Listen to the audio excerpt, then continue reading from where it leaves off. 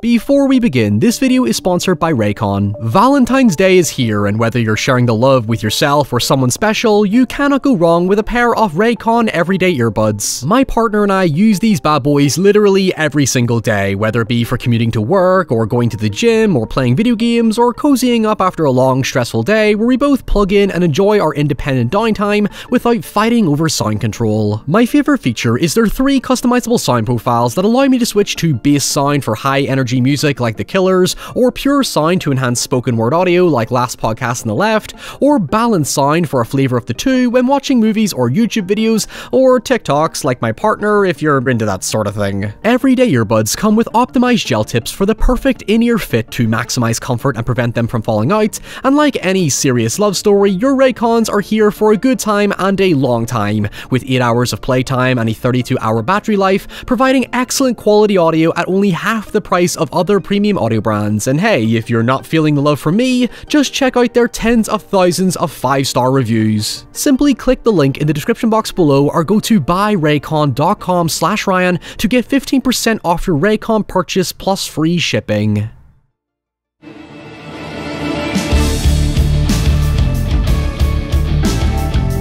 So, before we get into it, I have no emotional connection to the Masters of the Universe franchise. I never watched He-Man, I never read the comics, or owned any of the action figures. It just wasn't my thing. My childhood was mostly Scooby-Doo, Action Man, and horror that was just too mature for me to understand, so during Christmas, I was sitting in my parents' house flicking through Prime, and lo and behold, I found something that triggered my childhood memories with the sight of 1987's Masters of the Universe. While it has briefly popped into my head a couple of times throughout the years, here I was about to re-experience a film I had not seen in probably 20 years. And as the electrifying opening score kicked in by Bill Conti, you know, the guy who made the Rocky theme, my eyes genuinely began to tear up.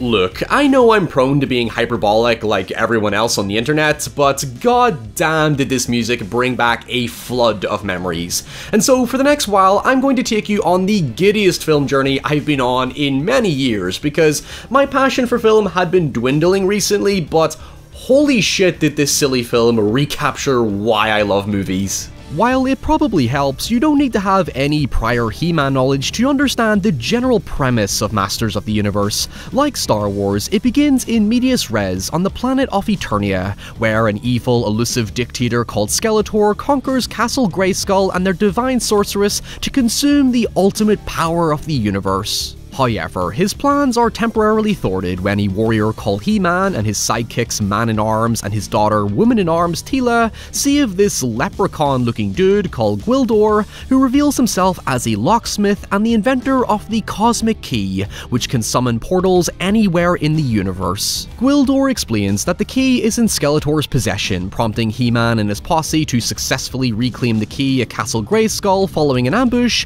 and escape through an unknown portal that, out of all the planets in the universe, sends them to the worst possible one, Earth. What a hideous cry.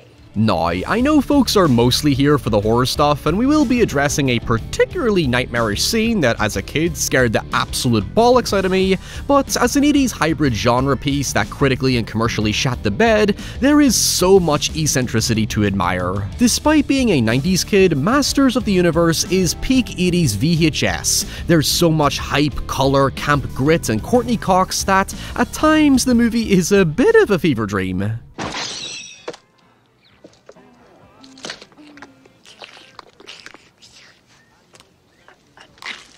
It's easy to remember Frank Langella's extremely committed and imposing performance, but it also has an absolute banger of a score, a B-movie visual concoction of Star Wars, Mad Max, and Terminator, and the characters are filled with so much personality, bar Dolph Lundgren, but that's okay, because Lundgren's one job is to be a steamy lump of heroic muscle. Where is it?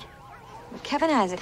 He's in terrible danger. Let's go. For anyone with a soul, it is pure fucking cinema, for both better and worse. What will stand out as glaringly obvious is that its entire hook is shamelessly mimicking Star Wars, and to a lesser extent the Terminator, but at the very least, it makes for this weird, comparatively big-budget, pre-Asylum Ed Wood-esque studio film that, like The Happening, makes me question if it's all intentional or not. When it comes to the ensemble, everyone but He-Man has their own quirks and qualities. There's the initial fear that Gwildor will end up being this Jar Jar Binks-esque pain in the hole, but he ends up being the most endearing and resourceful character, like he's their little golden retriever. Not only does he briefly look absolutely fabulous and surprisingly lands much of his humor, but he has this very humble, curious energy like the Keymaker in The Matrix, who essentially serves the same purpose in that film. We also have Man-at-Arms, or Mustache Man as I call him, whose first priority upon reaching Earth is to find food, automatically making him the most relatable character. I do wish there was more focus on the relationship between him and his daughter Teela, because it loosely sets her up as being mentored by him and will one day become the Master, but until then he cares more about protecting her and keeping her out of harm's way, yet it never really follows through with that Jedi dynamic. I mean, you could say this about all the characters. You would think for a film with a runtime of 1 hour and 45 minutes, there would be a bit more time to get to know them, but things just move too fast for that. Then, of course, where would we be without our human characters? Julie, a misplaced orphan grieving the loss of her parents, and her boyfriend Kevin, an aspiring musician, both of whom are soon graduating high school. Now, what surprised me here is just how emotional weight is actually placed in Julie's story, because she blames herself for her parents' death, since on the day they died, she and her parents originally planned to spend the day at the beach, but she lied to them to spend the day with Kevin, so instead her parents decided to take their plane to Catalina Island only to die in a crash. There isn't anything more to it, but Cox certainly sells it in her performance, and it's a detail used against Julie later in the film, when one of Skeletor's crew, Evil Lyn, mimics a vision of Julie's mother to bait her into giving up the cosmic key. However, before all that, He-Man and his posse split up to locate the key,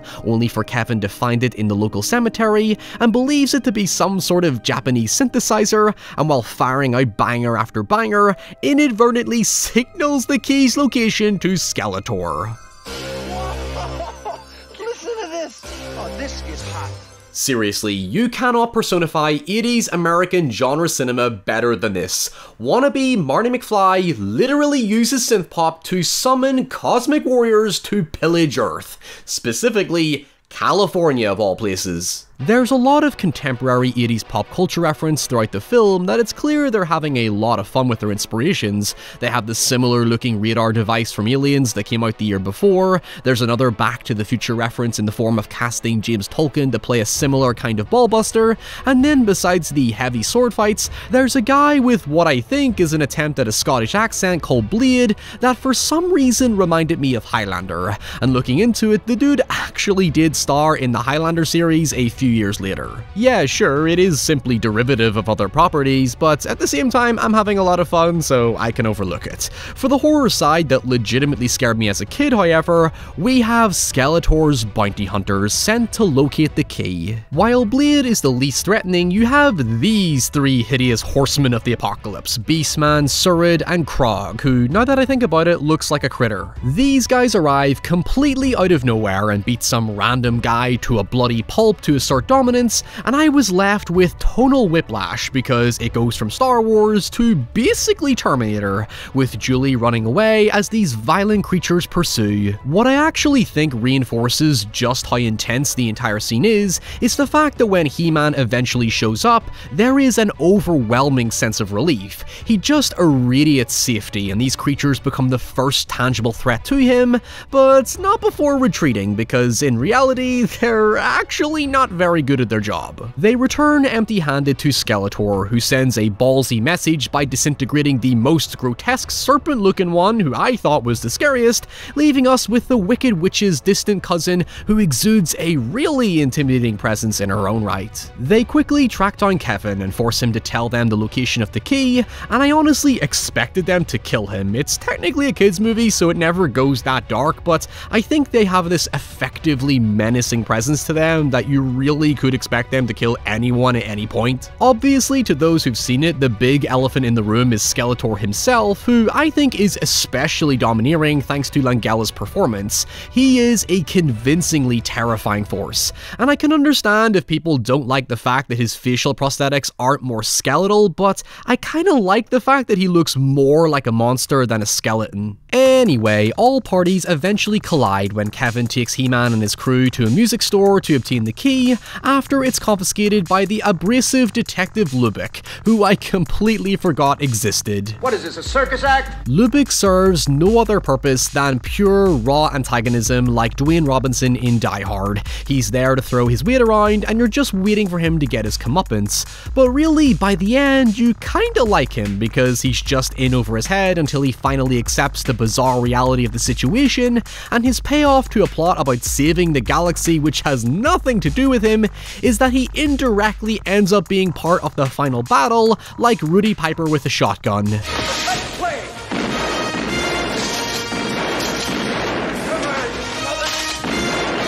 To me, it's just a beautiful moment of farce because you have all this fantasy mixed with hard sci-fi, and fuck it, let's just throw in a noir detective with a shotgun from an entirely different film. Police! Nobody move!